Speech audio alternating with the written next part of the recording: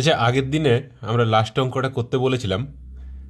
এখানে দেখে নিই, ওই অঙ্কটা আগে আমরা সলভ করে নেব কীভাবে হচ্ছে, তারপরে পরের অঙ্কে যাব। তিনটি সংখ্যার অনুপাত দেওয়া আছে 3:4:5 এবং তাদের লসাগু দেওয়া আছে 660। তাহলে সংখ্যা তিনটির গসাগু কত হবে? আমরা নর্মালি কিভাবে করি ওটা আগে একটু দেখে নেব, তারপরে শর্ট ট্রিক্সটা আসবো। নর্মালি কিভাবে করি, যে সংখ্যা তিনটি ধরে নিচ্ছি 3x, 4x আর 5x। তাহলে এদের লসাগু কত হচ্ছে? 3, 4 আর 5 গুণ করলে হচ্ছে 4 3 12 5 60x, আর এটা ইকুয়ালস টু দেওয়া আছে 660। তাহলে এক্স ইকুয়ালস টু কত? 60 11। তাহলে এক্স ইকুয়ালস টু পেয়ে গেলাম 11, আর এটাই হয়ে গেল গসাগু, কারণ 3x, 4x আর 5x এর গসাগু কত? এক্স। তাহলে এক্স ইকুয়ালস টু 11।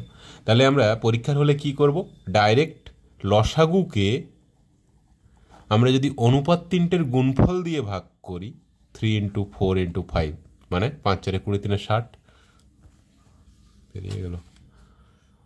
লসাগুকে আমরা অনুপাত তিনটের গুণফল দিয়ে ভাগ করব, তাহলে 5 4 20 3 60, 60 দিয়ে কাটলে কতই কাটছে? 11। তাহলে ডাইরেক্ট আমরা গসাগু পেয়ে গেলাম।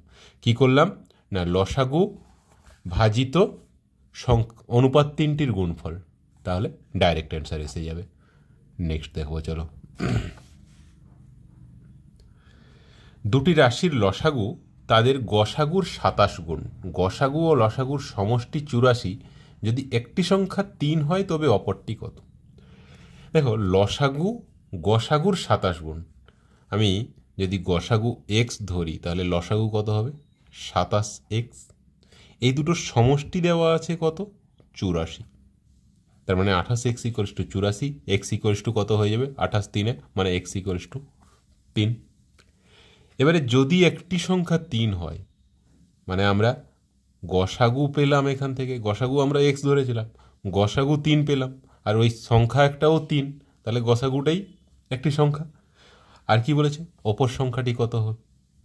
অপর সংখ্যাটা কত হবে না, এখানে কি বলেছে, গসাগু আর লসাগুর সমষ্টি 84। এখানে আরেকটা যে সংখ্যাটা হবে, যেহেতু গসাগু একটা সংখ্যা আর একটা সংখ্যা, লসাগুটাই আর একটা সংখ্যা হয়ে যাবে। তার মানে আমরা সমষ্টি যে 84 আছে সেখান থেকে যদি গসাগু 3 বিয়োগ করি কত পাচ্ছি? 81। এটা লসাগুও হচ্ছে, যেহেতু গসাগুর 27 গুণ, গসাগুর 27 গুণ মানে 27 3 81, সেদিক থেকেও পাচ্ছি লসাগু। আর লসাগু গসাগুর সমষ্টিও 81 হয়ে যাচ্ছে। আর তাহলে গসাগু হয়ে যাচ্ছে 3, সংখ্যা একটা 3, লসাগু 81, আর অপর সংখ্যাটা 81। তাহলে অপরটি কত? 81। অপশান সি হয়ে যাবে অ্যান্সার।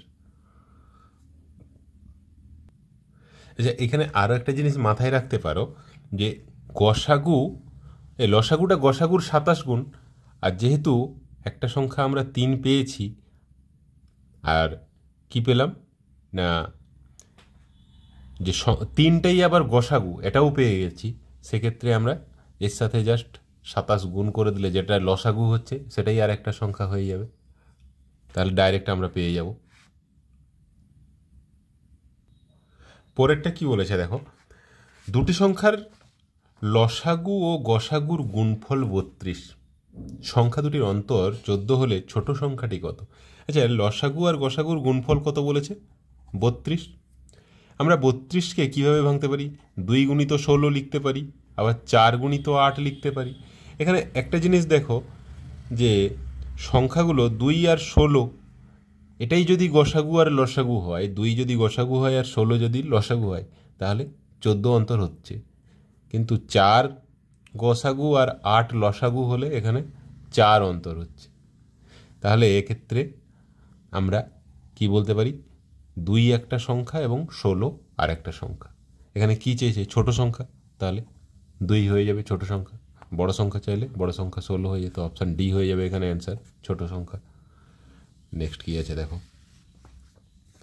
দুটি সংখ্যার গসাগু ও লসাগু যথাক্রমে 12 এবং 72। সংখ্যা দুটির সমষ্টি 60 হলে তাদের মধ্যে একটি হলো। আমাদের যখন গসাগু লসাগু দেওয়া থাকবে, আমরা ফার্স্ট কি কাজ করব না, লসাগুকে গসাগু দিয়ে ভাগ করে দেব। কত পাচ্ছি? 12 6 72।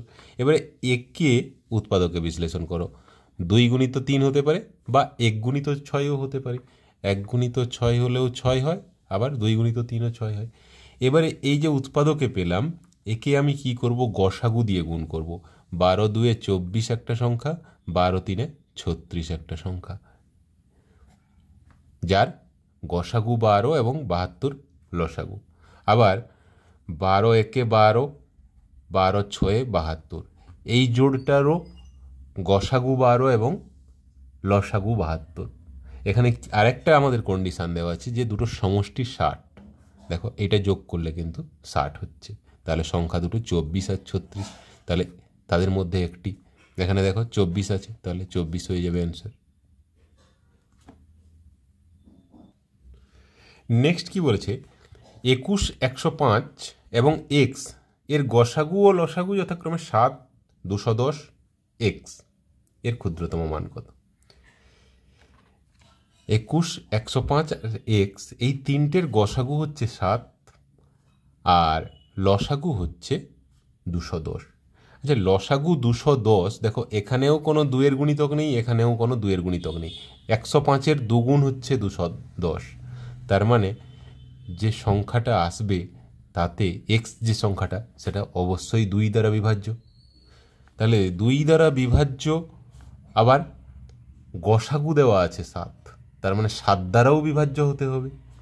তাহলে ক্ষুদ্রতম সংখ্যা কত হয়ে যাবে? 2 গুণিত 7, দ্যাট ইজ 14।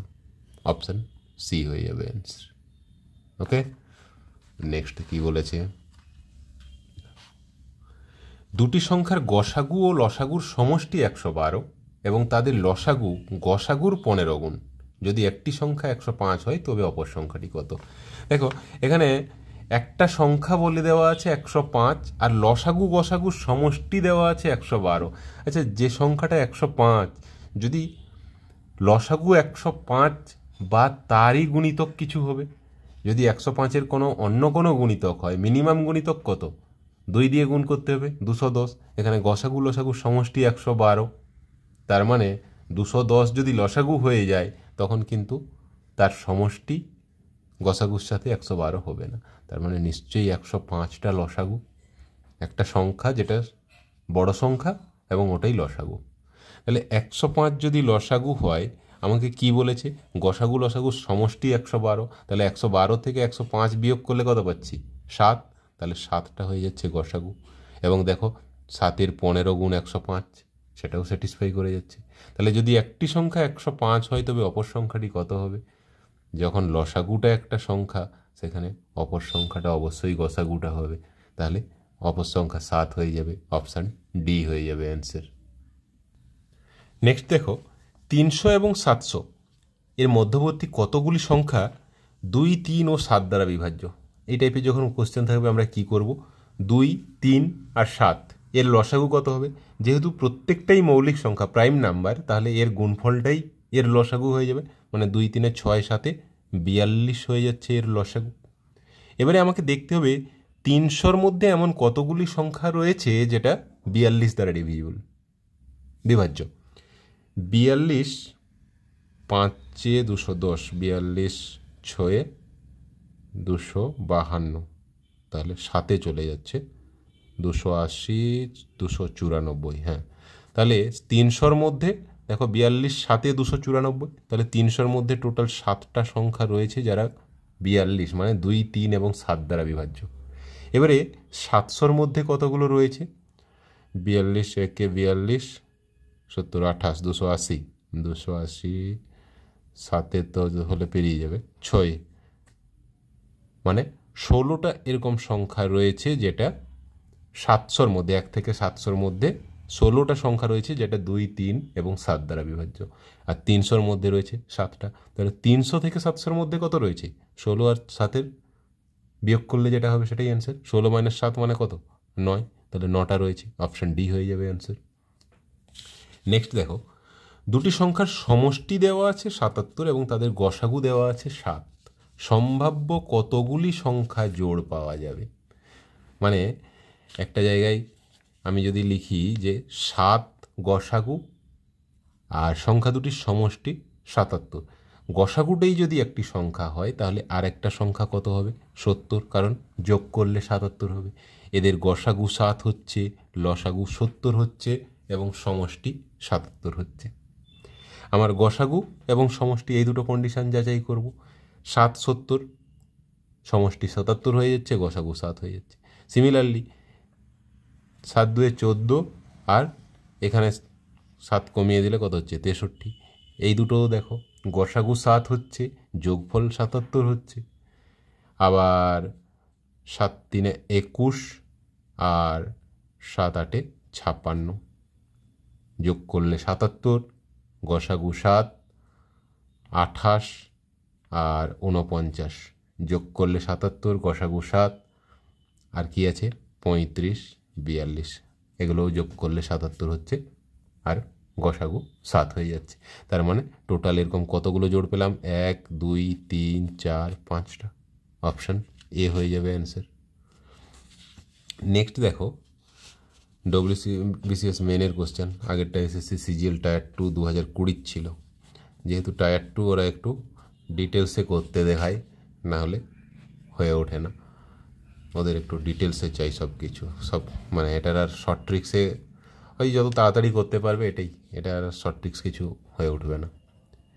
দুটি সংখ্যার গসাগু 12 এবং সংখ্যা দুটির পার্থক্য 12। সংখ্যা দুটি কি? দেখো WBCS মেনের কোশ্চেন কত ইজিলি দেওয়া আছে। দেখো পার্থক্য বলা আছে 12, এখানে পার্থক্য কত? 10। এখানে পার্থক্য 12 আছে, গসাগু 12, মানে দুটো সংখ্যাই গসাগু দিয়ে বিভাজ্য হবে, কোনোটাই বিভাজ্য নয়। এখানে 94 108, পার্থক্য 12 হচ্ছে না, 14 হয়ে যাচ্ছে। এটা দেখো পার্থক্য 12 হচ্ছে, আবার দুটো সংখ্যাই 12 দ্বারা বিভাজ্য, তার মানে এটাই অ্যান্সার হয়ে যাবে। এটা আর আমাকে করে দেখানোর দরকার নেই, অপশান দেখেই হয়ে যাবে। নেক্সট কি বলেছে? দুটি সংখ্যার গুণফল 432, সংখ্যা দুটির গসাগু 5, কতগুলি সংখ্যা জোড় পাওয়া যাবে? জাস্ট আগের অঙ্কটার মতো 26-এর দাগে যে অঙ্কটা ছিল এসএসসি সিজিএল টায়ার 2 2020, এটা তোমরা কত হবে অ্যান্সারটা আমাকে জানিও।